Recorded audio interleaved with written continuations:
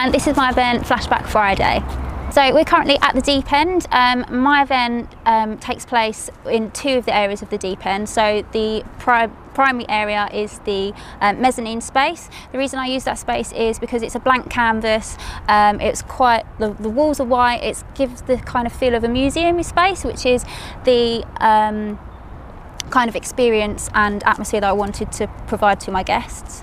And secondary space is downstairs, which is the deep end's hub. And down there we have, it's more of a social space, so I figured that the rest of my event kind of coincided well with that. My event is basically focusing on childhood and 90s nostalgia. So I just really love the 90s, anything kitschy, anything retro, I just absolutely love it. And I just feel that with an event that focuses on the 90s, and in particular that is when I grew up as a child, I just felt that I would be able to put my personal touch on that. And I think it's quite important with events that you're able to, you have to really enjoy the subject. Basically, both spaces are open from 6 p.m.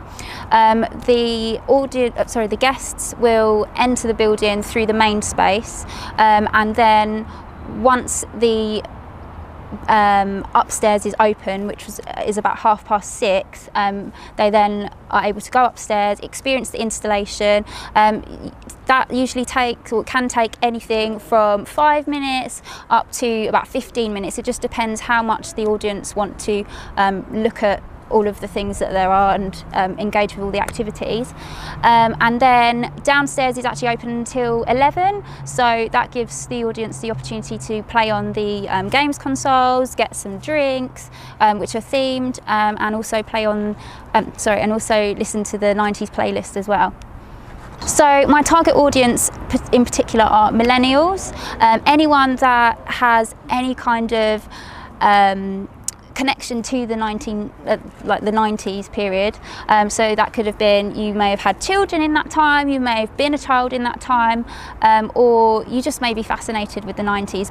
Nostalgia marketing is really, it's something that is really popular at the moment. I think once you play into that, you'll get our audience interest.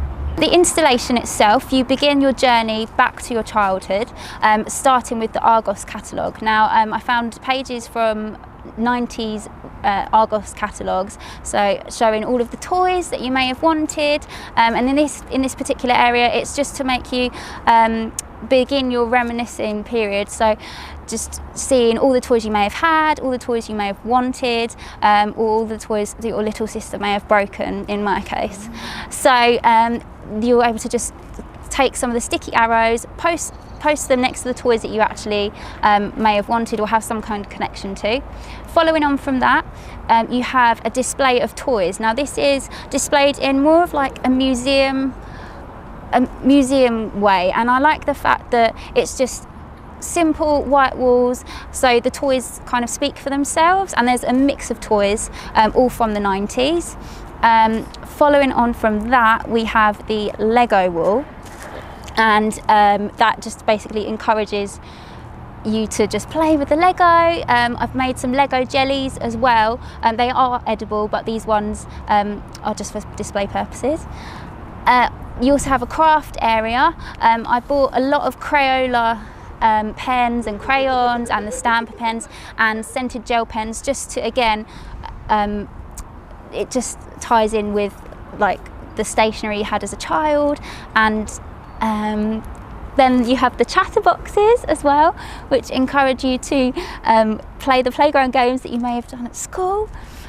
Then we have a video wall, so that just looks like Disney videos, and just showing how technology has advanced since the 90s. So obviously now we don't use VHSs, so I just wanted to kind of pay homage to that as well.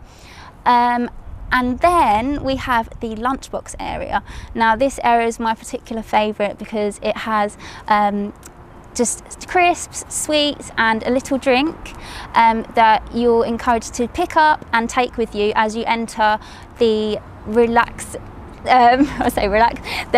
when you enter the beanbag space. So you go through the rainbow curtain and you just sit on the beanbags, and projected are small introductions to 90s children's TV shows, and I just feel like the combination of the music from the TV shows and the toys and everything else in the installation just go hand in hand, just to help you really reminisce. So the multi-sensory aspect of it, I think incorporating the smell which you have of the Play-Doh, being able to touch all of the toys, and being able to actually participate with some of the crafts really adds to the event as a whole, and just make it a lot more interactive and plays into the nostalgic side.